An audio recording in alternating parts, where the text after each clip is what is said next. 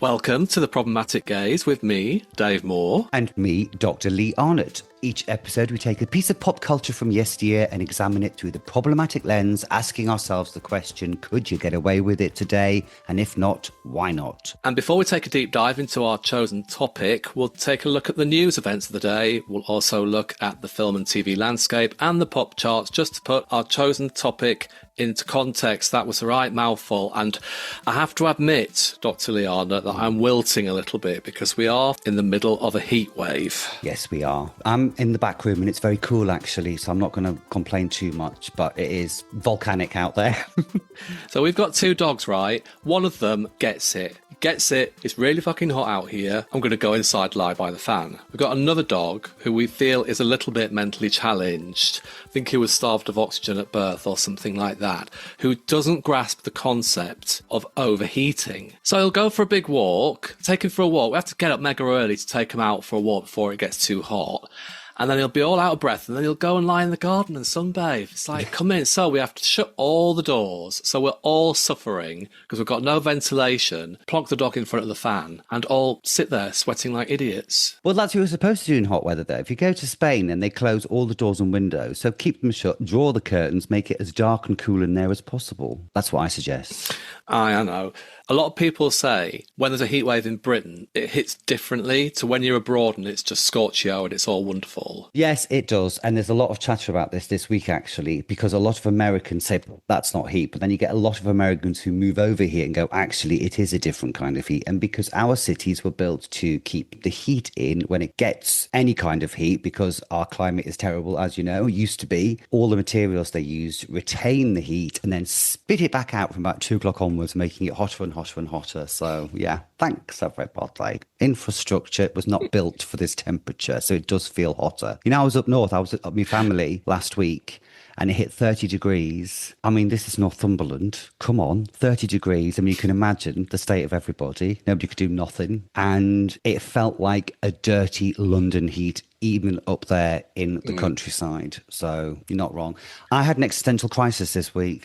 Stuff on YouTube about like classic TV shows from the day and stuff. And there's a couple of really good guys. And one guy had done one on that old kids show, Funhouse. Do you remember Funhouse? Yeah. I used to love it. Absolutely loved it. I thought it was fucking great. And watched this. And it was only about 30 seconds in that I realised that Funhouse started in 1990, which means I was 17, David, when I started to love Funhouse. I was like, what kind of spod was I? I thought it was like I was 12 or 13. Yeah. I'd see the critical look on your face, and maybe you having the same, because I said this to my flatmate and he said, Pat Sharp, innit? And I went, it's Pat Sharp. For those that the mullet extraordinary, but also, I mean, he was catalogue model adjacent, wasn't he, in terms of masturbatory fuel at the 17-year-old in the northeast of England. So it's Pat Sharp. That's my love of Funhouse. But I had to rewrite my teenage years for like 5 years out. I had a bit of a crisis about it. Did Pat Sharp do it for you then? I was 17 years old in the northeast of England. You know, a stick of wood shaped anything remotely like a penis did it for me, David. There was no outlet for me by an old wank mag across the common. Do we have to plunge to these depths so early in this podcast? It's too hot for this. Masturbating over Pat Sharp when he was 17. Come on. You're Dr. Lee Arnott, Doctor of History. We've got an audience out there who rely on us for in-depth analysis of cultural moments. Speaking of cultural moments, can we R.I.P. Wincy Willis, please? You can't just lob something like that over and pull the rug right from under me. I mean, I knew about it already, but Wincy Willis, R.I.P. R.I.P. She was a legend for us, wasn't she, of that generation? Of course, in Treasure Hunt, Annika's right-hand woman in the studio. I remember from her Tyne Tees telly Weather Girl days, so we were made up when I popped my mum who didn't like her. What I really liked about Wincy Willis was, on Treasure Hunt, no matter how shit the contestants were, all flapping that they'd only got 30 seconds for Annika to descend from a helicopter by winch onto a submarine to find the last clue, she always remained calm, didn't she? She was like the anchor. Used to pass a little note saying, I think you might find this quite useful.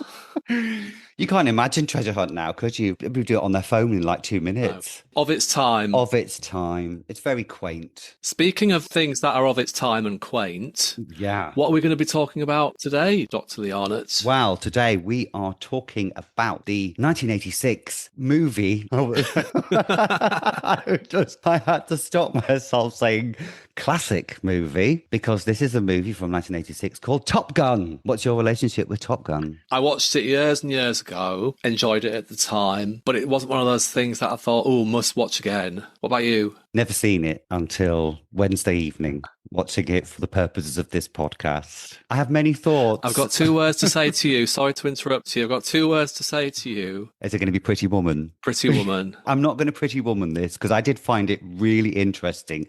I just found it really dull. Now, I know you were reluctant to say it was a classic movie, but we have to admit that it is a classic blockbuster, best-selling movie of 1986 at the box office. Yeah. Absolute behemoth, epitome of the classic 80s blockbuster, Top Gun. So it is a classic, whatever your opinion of it is. We've got to acknowledge that. And I can already sense, just by looking at content coming down the line at me, that your opinion is probably not great. Don't get me wrong, I didn't hate it. The worst thing I can accuse it of was just a bit dull. And I mean, let's face it, it had lots of very attractive men to look at in it. So there was at least it's going to get 2 points. So before we examine Top Gun, should we cross over to the news desk to see what was happening in the UK in the year 1986?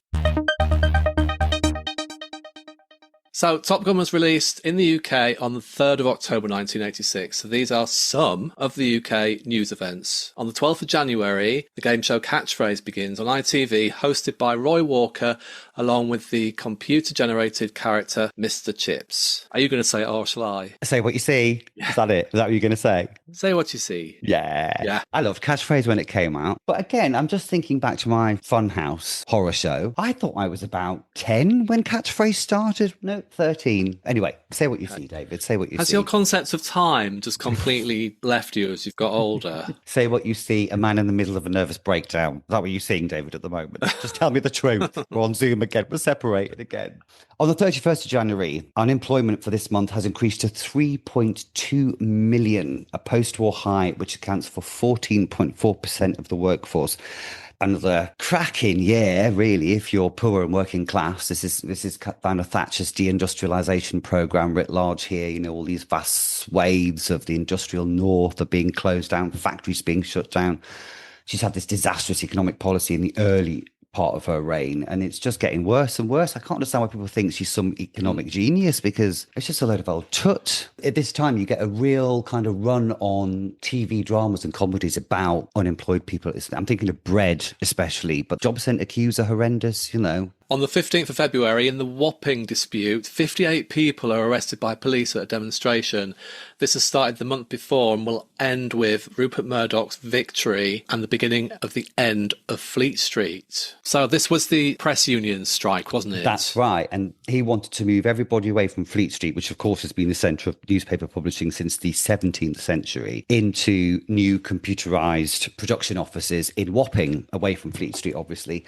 They don't want it. There's a strike, and Rupert Murdoch will win, backed by the government. And again, this is time of miners' strikes. So striking at this point is really prevalent everywhere. And this is really the tide turning against striking. And we see Rupert Murdoch as this huge media mogul coming in and just crushing it 18 months later. He ends up getting his way. It's grim. I mean, it just shows you the whole landscape of newspapers at this time. The 4th of March, the national tabloid newspaper Today launches from Wapping, taking advantage of these new facilities and new technologies in Wapping. It pioneers the use of computer photo typesetting and full colour offset printing. So it was the first colour tabloid, wasn't it? Do you remember there was a big hoo-ha that you could get the news in colour? Can't believe it these days. Newspapers used to be just in black and white. It's so weird, isn't it? Obviously, it just goes to show, you know, how popular the papers were at the time. Serious investigative journalism going on, really hard-hitting political news stories, etc.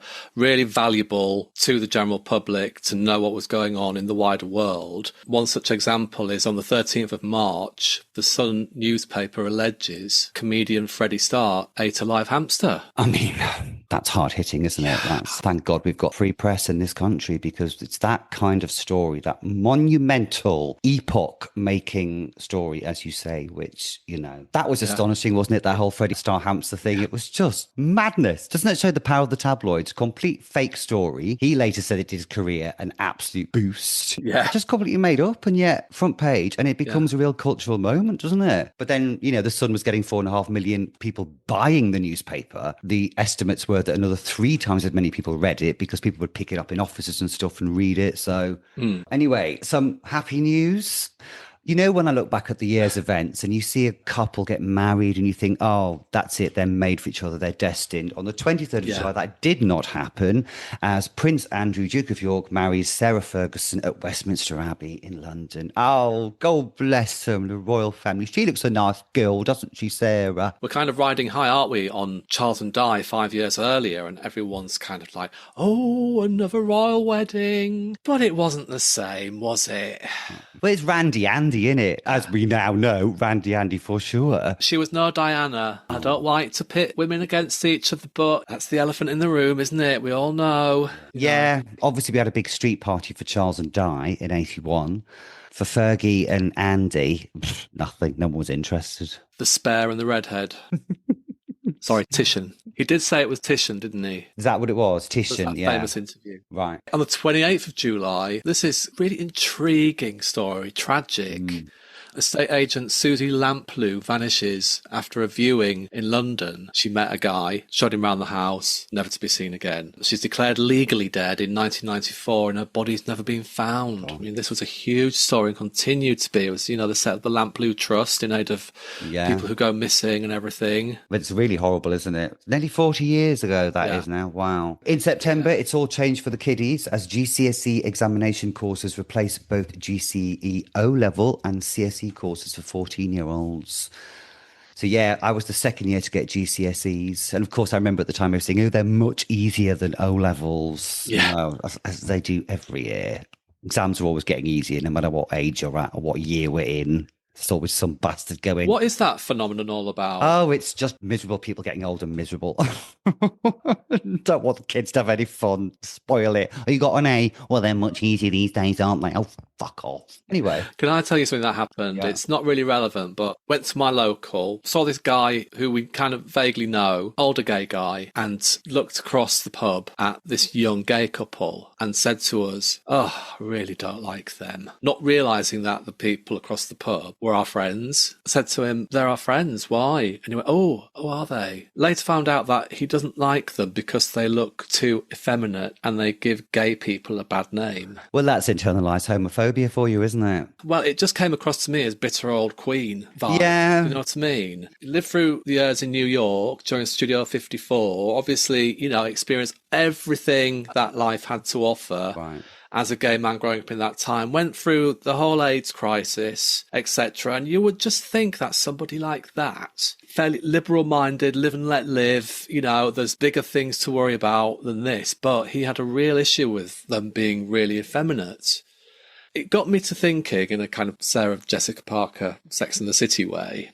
It got me to thinking, when is the moment where you turn from a really liberal-minded, live and let live, see the good in everybody, to somebody who's bitter, who reflects on life in a negative way and also supports Donald Trump? I don't know, darling, but if anyone's got any suggestions, answer us on a postcard to PG Towers or PG Manor, a sleepy village in Hertfordshire. The postman knows where it is. If anyone can help David with this philosophical conundrum, I'd be most grateful because I have no idea.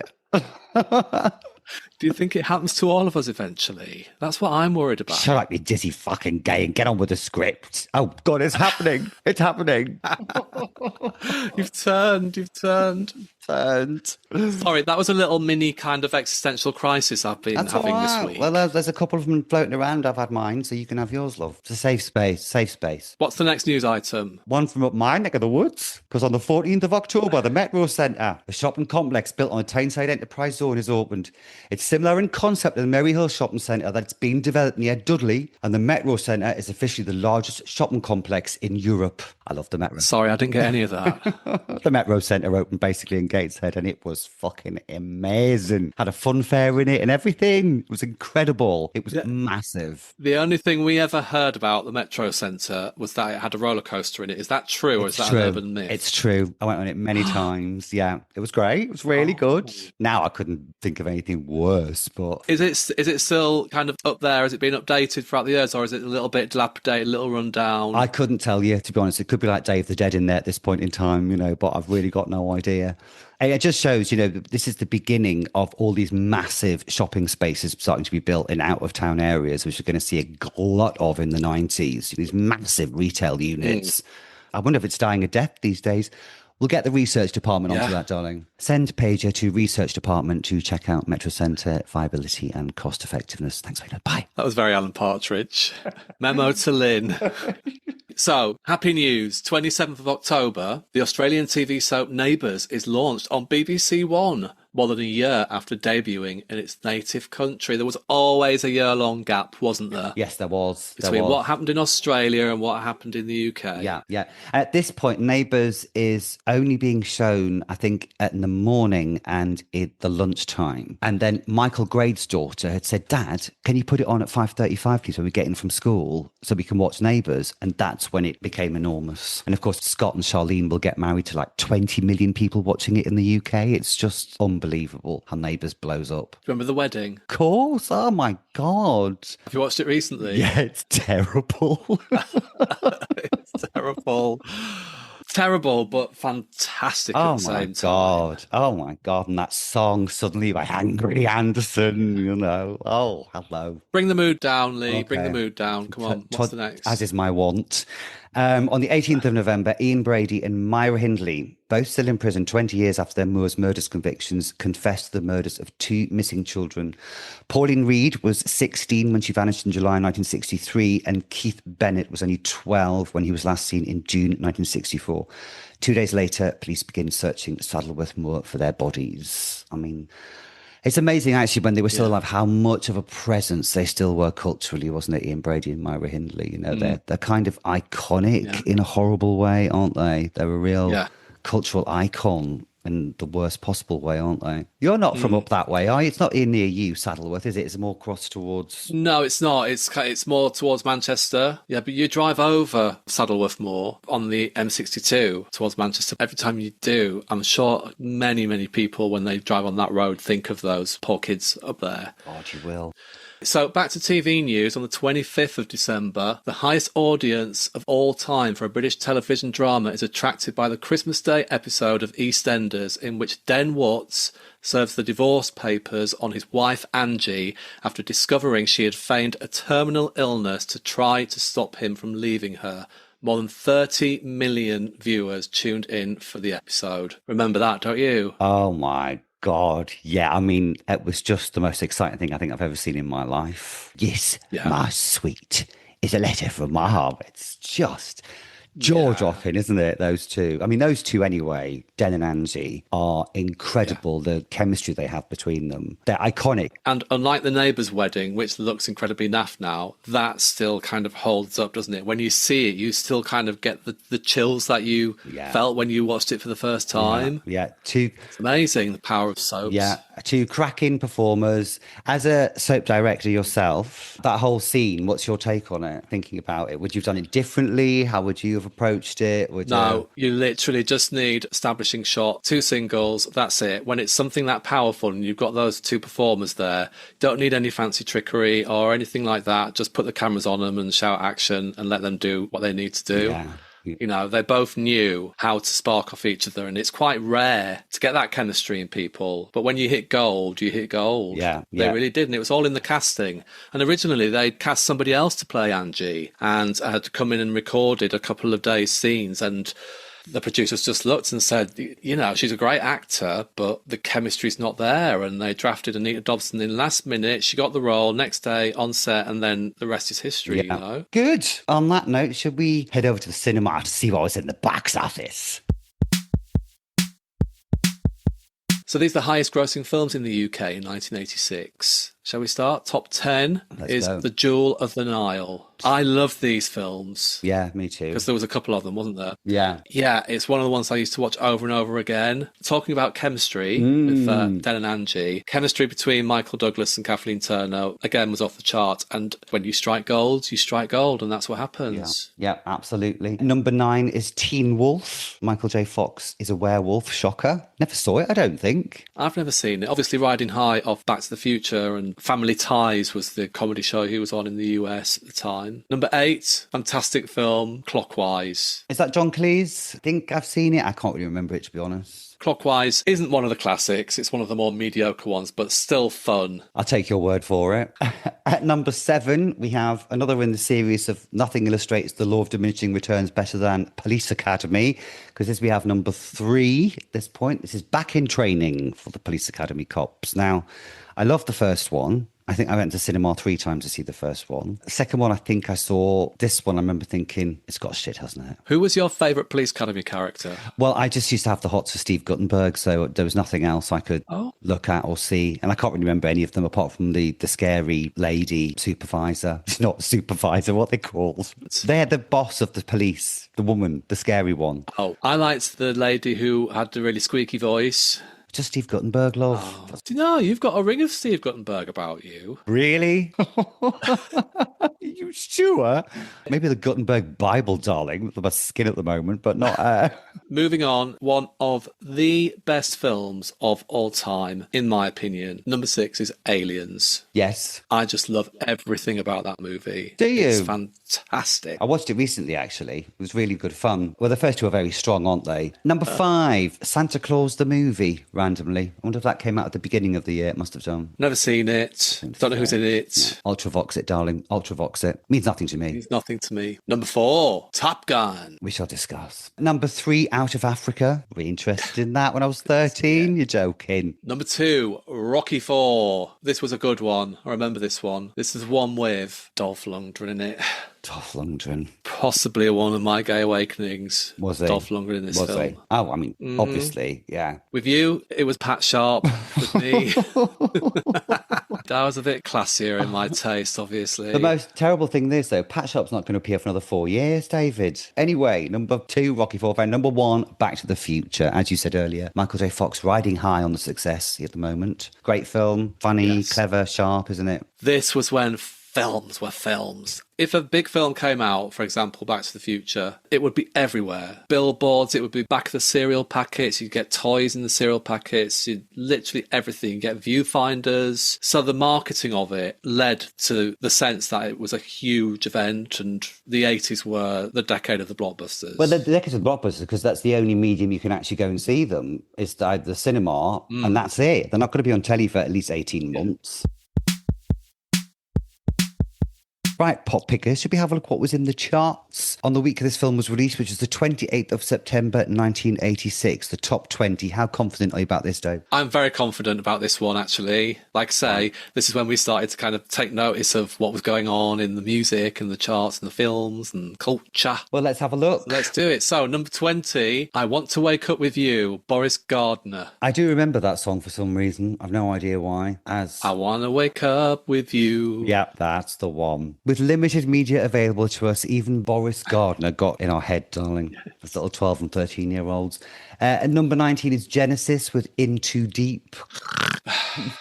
Number 18, Montego Bay by Amazulu. Love that. Was it a girl group or was it just one singer? I can't remember, but she/they were fabulous. I just remember thinking, they're amazing. Number 17, Sweet Freedom by Michael McDonald. That one passed me by. No, Tumbleweed. don't know that one. And again, number 16, Rumours, Timex Social Club, Not a Clue. Ultravox it, means nothing to me. Number 15, Always There, Marty Webb and the Simon May Orchestra. Do you know what? We are so fucking gay.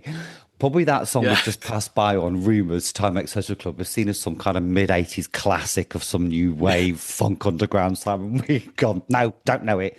Fucking Marty Webb with the theme tune to Howard's Way at number 15. Oh, we're all over it like flies on shit, aren't we? Number 15 Stone is... Cold classic. Absolutely. Up there with Sue Pollard, Starting Together. And Anita Dobson's Anyone Can Fall in Love. It's Marty Yeah. Webb and the Simon May Orchestra with the theme tune to Howard's Way called Always There. Howard's Way was a bit shit, wasn't it? It was like our answer to Dynasty. Oh, anyway. Number 14, I've Been Losing You by Aha. Not one of their strongest, I would argue. Never heard it, I don't think. Number 13, Love Can't Turn Around by Farley Jackmaster Funk. Again, probably a classic. I just don't really know it. I was doing Always There. Number 12, Stuck With You, Huey Lewis and the News. Yes, know that one. Very good. Riding High, Huey Lewis, obviously, from Back to the Future, etc. Of course, you're very good with the connections like that, aren't you? Yeah. Number 11 is Forever Live and Die by Orchestral Manoeuvres in the Dark. Do you remember that joke when we were kids? What do you call a man with one bird of prey on one shoulder and another bird of prey on his other shoulder, hoovering at night time? And it was Orchestral Man Hoovers in the Dark. Don't give up the day job. Number 10, Glory of Love by Pete Cetera. Bit dirgy, innit? Yeah, proper dirgy. You Can Call Me Al, Paul Simon at number 9. Well, Al at number 8, it's Walk This Way, Run DMC and Aerosmith. Banger. Banger. Wow, there's a lot of good stuff in this top 10, actually. Number 7 is Cutting Crew with I Just Died in Your Arms. A lot of these big rock power ballads around, aren't there? Number 6, We Don't Have to Take Our Clothes Off, something I say to you at the start of every podcast, by Jermaine Stewart. But it's hot, David, it's hot. Great song, as is number 5, Thorn in My Side. That's what I say to you at the start of every podcast, Eurythmics.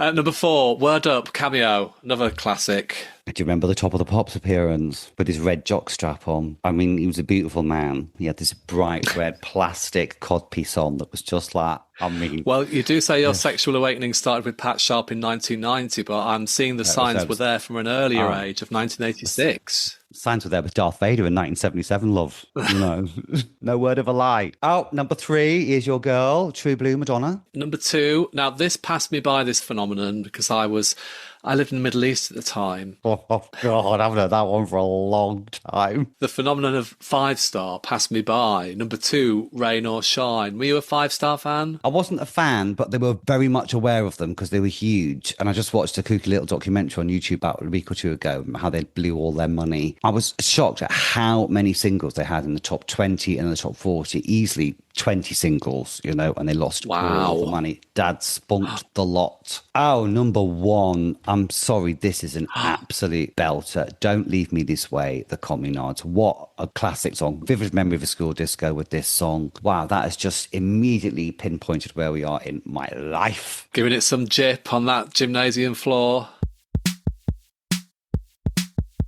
Okay, to the matter in hand. Top Gun from 1986. Shall I give you a little rundown about the phenomena of Top Gun? Yes, please do. So Top Gun is a 1986 American action drama film directed by Tony Scott and produced by Don Simpson and Jerry Bruckheimer and distributed by Paramount Pictures. The screenplay was written by Jim Cash and Jack Epps Jr. and was inspired by an article entitled Top Guns, written by Ehud Yonah and published in the California magazine 3 years earlier. It stars Tom Cruise as Lieutenant Pete Maverick Mitchell, Anthony Edwards as Nick Goose Brady, and Kelly McGillis, Val Kilmer and Tom Skerritt also appear in supporting roles. It overcame initial critical resistance to become a huge commercial hit, grossing $357 million globally against a production budget of just $15 million, and Top Gun was the highest grossing domestic film of 1986, as well as the highest grossing film of 1986 worldwide. So, absolute phenomena, Top Gun. Why don't you give us a little rundown about what happens in this film, Lee? Most certainly will. We follow Pete Maverick Mitchell, as you say, a talented but reckless US Navy pilot as he trains at the Navy's elite fighter weapons school known as Top Gun.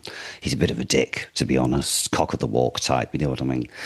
While there, he competes with other top pilots, including his rival Iceman, while dealing with the legacy of his father's mysterious military past. He also pursues a romantic relationship with Charlie, an astrophysicist civilian instructor. After a tragic accident involving his best friend and radar intercept officer Goose, Maverick must overcome guilt and self-doubt to reclaim his confidence and prove himself in a critical combat mission. There is a lot to dissect in this film, isn't there? And when I was watching it, I just thought Lee is going to have huge amounts to say about this film because you are a doctor of social history, specialising, stop me if I'm wrong, in the history of sexualities in the armed forces. Mm-hmm. Would that be correct? Yeah, indeed. Also of masculinities, masculine spaces, etc., etc., etc. So yes, there was a ton of stuff in this film, which very much situated at a specific point in time, but also really illustrated more general kind of codes of male behaviour and stuff. For that basis, I loved this film,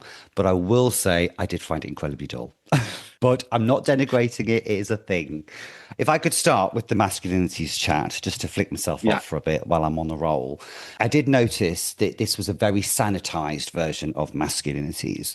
The all-male spaces, of which the armed forces then and even now are significantly overwhelmingly male, still only male. Like, for example, the shower scenes and stuff. There was none of the sexual banter, misogyny, racism, blah, blah, blah, blah, that you would expect that research has shown happens in these spaces. So it was a very, very family-friendly version of that kind of jock locker room stuff going on, which is interesting. It's sanitized. I also thought what was super great about this film was that as long as men have been depicted in images of men, they've often been doing something with machinery or technology of some sort. And you can go back to the very first photographs of people in the 19th century. Men are doing things. Women are decorous and languorous. And the army and the armed forces often make great use of men with technology in their advertising campaigns. And there's a conflation of masculinity with machinery, which in this film, of course, is just writ large with all these sequences, these unending sequences of planes flying around the sky, which I'm sure if you were a 14-year-old boy in 1986 must have been the most exciting thing possible. But for a 52-year-old old gay guy in this time and age, I was a bit dulled by them. But this whole thing is ostensibly very masculine. What we're seeing, the images, what they're showing us, all of it is super, super macho. And by the mid-80s, we've already seen Rockies in the charts. We've got this hyper masculinity, which is being reflected by Arnold Schwarzenegger, etc., and those really tough macho films. So this is a good example of how mid-80s idealized masculinity was being represented on the film. That's my first bit to say, but you say something because I can wibble on for this one for ages and ages. So prepare yourself. Buckle up, kids. All of the above, what you said, it felt to me as a kind of very sanitized, glossy version of masculinity and what it means to be a male in this. That being said, I did think it was pretty sexist, this movie. There are only 3 women in the film, aren't they? And the way they're treated, storytelling-wise, I felt it was quite demeaning and derogatory. The first meeting they have in the bar with Kelly McGillis's character, we just see her as another lady coming into a bar full of sailors. And what we see there is quite a few women there dolled up, there to attract the sailors. So that was kind of quite stereotypical in that respect, how the women were there just to kind of latch on to a sailor, a la kind of Officer and a Gentleman, which was another film around about this time, well, a bit earlier, where the women go to catch the men to get an army life and everything as an army wife. And then in What's Kelly McGillis, Maverick makes a beeline for her in one of the most cringe-worthy scenes that I've ever seen in cinema, where he sings The Righteous Brothers, You've Lost That Loving Feeling to her on the karaoke in order to woo her. I have no words for that scene. It was an abomination and is seared onto my fucking brain. I couldn't actually believe what we were watching there. Carry on. Well, I think we're expected to believe that Kelly McGillis's character is taken in by this to a certain extent, but then she goes off for a date with another man and Maverick feels as though he's crashed and burned with her. The next time we see her is when it emerges that she's actually one of the trainers that's going to train Maverick and his colleagues in aviation, etc. And starts giving this speech. And Maverick and Goose, they're really patronising towards her. They kind of lend to this trope that, oh, what can a woman teach us about being a fighter pilot kind of vibe to her, which she kind of takes on the chin. But then in a couple of scenes later when we see her, she falls for him. And I was a little bit like, that was me. And he was being such a twat to me.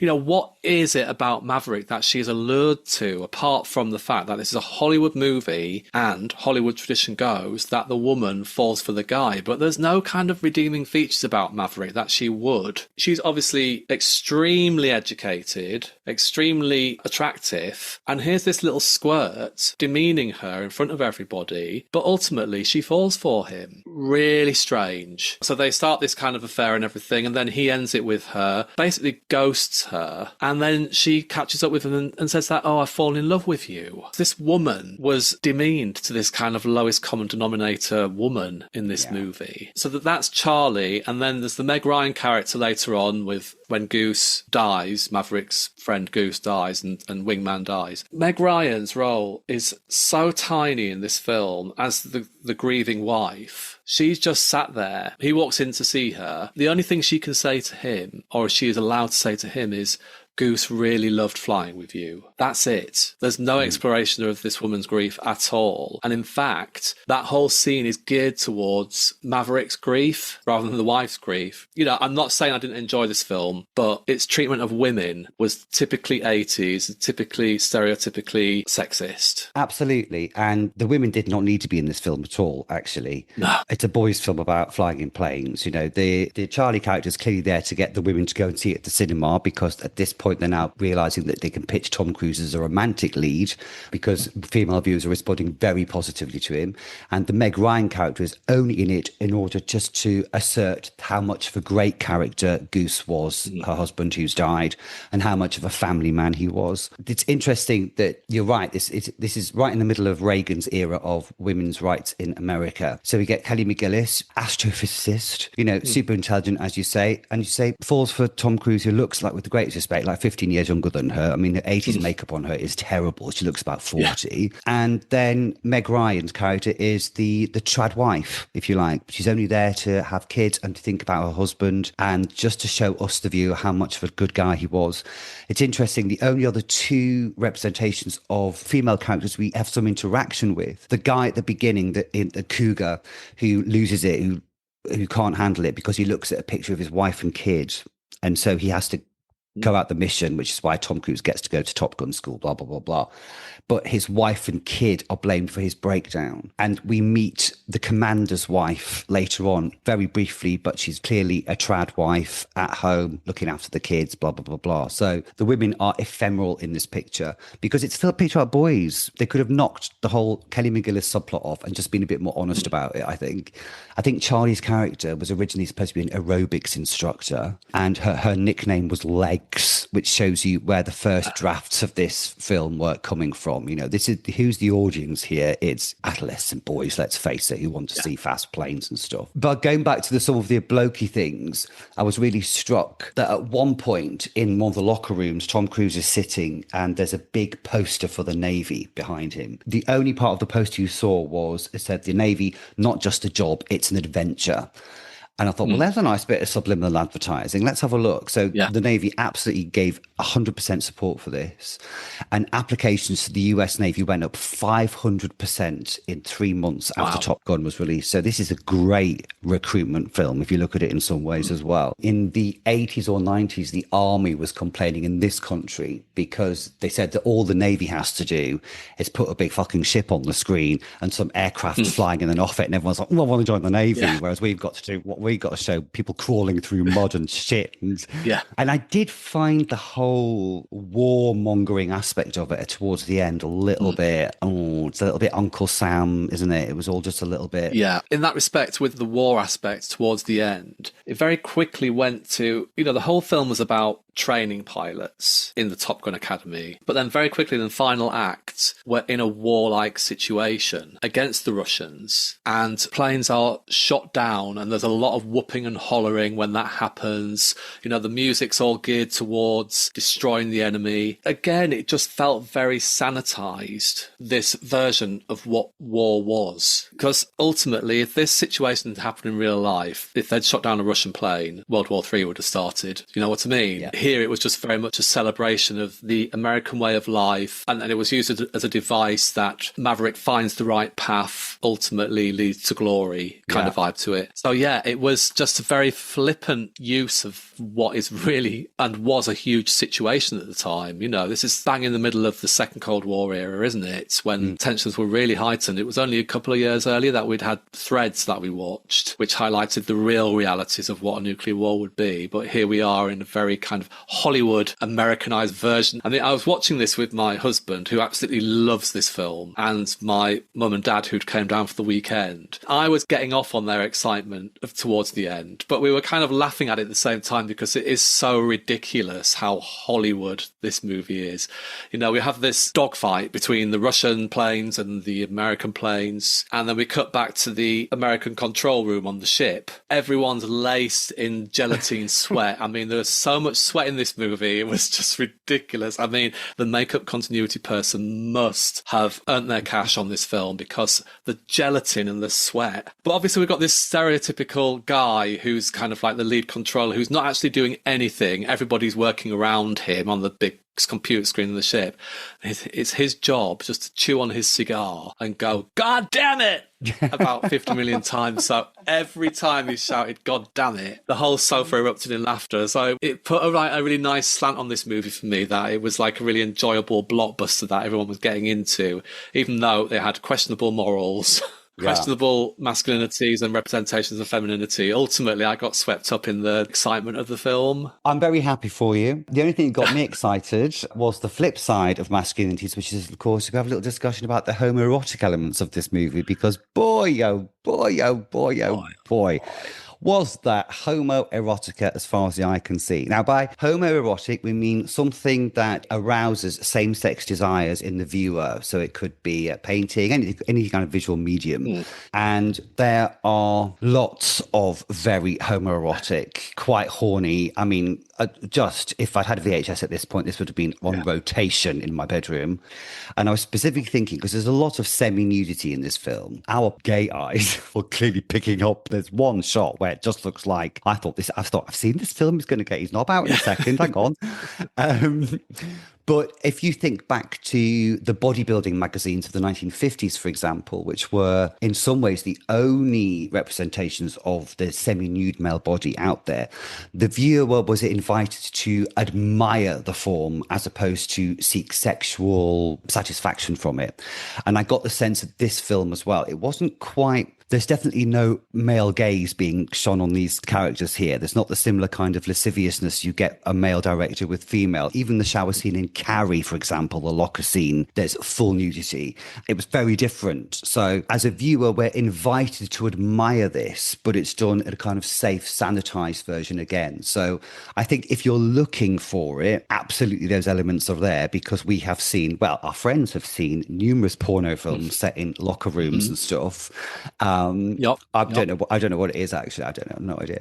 But if you're unaware of that, if you don't have that frame of reference, then I don't think there were men in the audience expecting anything other than to admire these bodies we're seeing. You know, and again, in tying in with the look of 80s men that we're seeing more and more, we're seeing more naked male bodies on screen at any point. And it's about this time in this country, the page 7 fella was introduced in the Sun newspaper. So the male form is being just as made visible as the female. But one of the other things that is really common in films is to see the male form under duress and under stress and physical stress. And we get that a lot in this film. You know, it's very, very clear how physically tough these men have to be. And there's only at this time Sigourney Weaver in Aliens, an alien who is a representation of female physicality, which you could argue is on the same level of the physical toughness of the men in this film. So what did you think about the dialogue in this movie and the script? It was was just all a bit corny, wasn't it? The script was generally terrible, I have to say. It wasn't a film about dialogue. It was a film about boys in planes and occasional excruciating cringe scene like the karaoke, or at one point they all burst into song singing Great Balls of Fire in a cafe for no reason. It was all just a bit,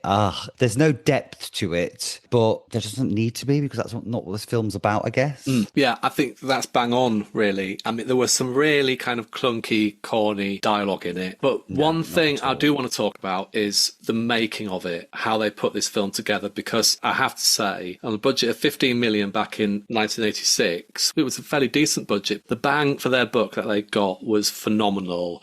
So I think in terms of filmmaking, about the visuals of this movie, I think it's absolutely stunning. The aerial cinematography, I know it's quite repetitive and there's a lot of it, but I thought that was just brilliant how they filmed them all in those planes. Obviously the actors weren't in the planes, but matching the interior plane shots to the exterior plane shots, setting up, because there was nothing CGI about this movie. Everything you saw actually happened. So all those dogfights, all those tilts and descents and taking off from aircraft carriers, all the sunset shots, probably filmed at sunrise, as we talked about before. Tony Scott, his cinematographer and his editor, did an absolutely phenomenal job on this film. And apparently, you know, it was made with full cooperation from the US Navy, and there were certain shots that Tony Scott didn't get first time round, so he was asking them to turn the ship around. And the captain was saying, you can't just turn the ship around because it costs about 25 grand to turn this ship around. Tony Scott was like, here's 25 grand. Turn the ship around. I really wondered from a kind of filmmaking point of view how they got all the dialogue in the planes, because obviously they were all wearing masks, you know, air ventilators, oxygen masks, whatever. So all the dialogue, I just kind of wondered, did they put little microphones inside the mask, but then that would be all muffled? I suspect it was all ADR'd afterwards. They recorded the dialogue after. They probably recorded it in situ, but it wasn't usable, and then everybody went into the ADR studio and recorded it again, which itself is a massive technical feat. And I just thought everything about this film visually was brilliant. Script-wise, questionable. Story-wise, questionable. What you saw on the big screen was phenomenal. Can we talk about the music in this film, please? Because obviously every single dogfight, or what you call incredibly exciting sequences of aerial things, was accompanied by the cheesiest 80s metal guitar. But of course, the big song from this film, the only thing I knew about this film really was Take Your Breath Away.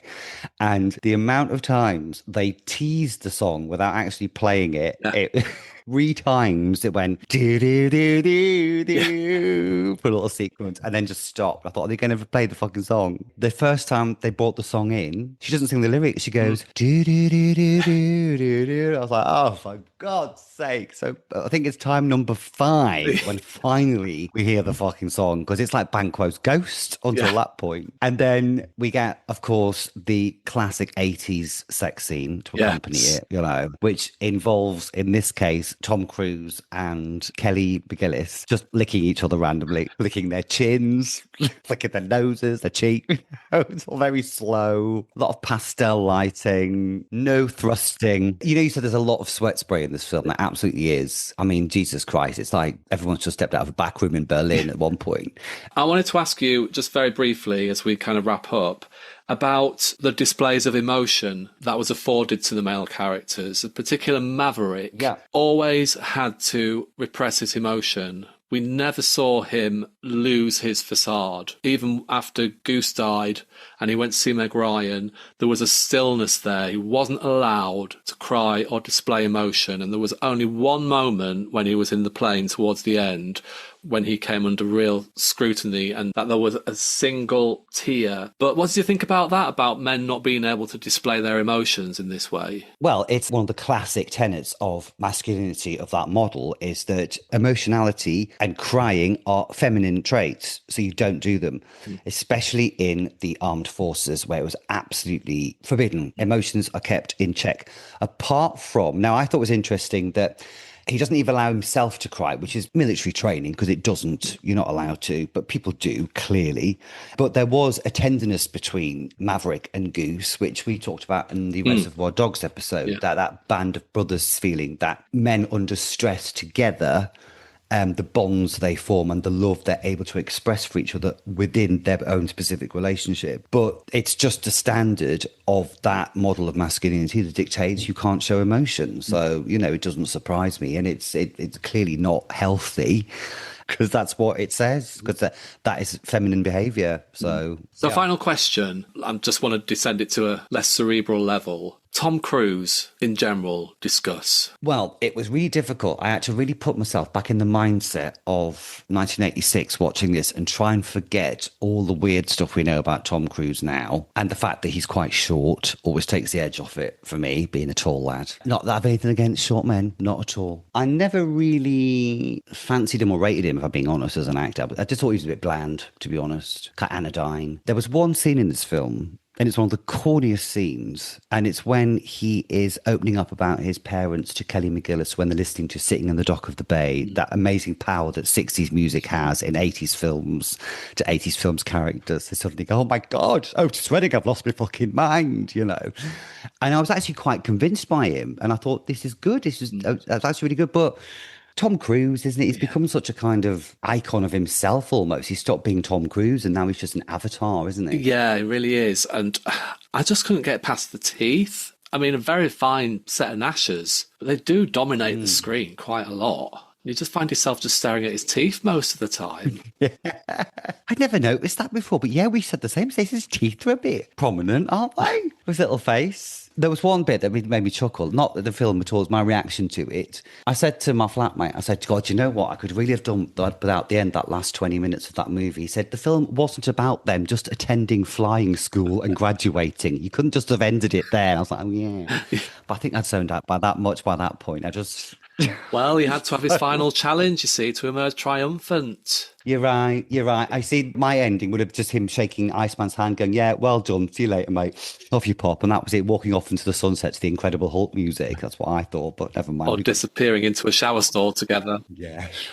Not definitely seen that one. So, Lee, did you see any problematic elements to this film? Yes, in the treatment of female characters. They didn't need to be there. They just done a disservice. And no, in elements of masculinity, etc., because only it was a sanitized, family-friendly version. So it was all a very safe form of macho masculinity present.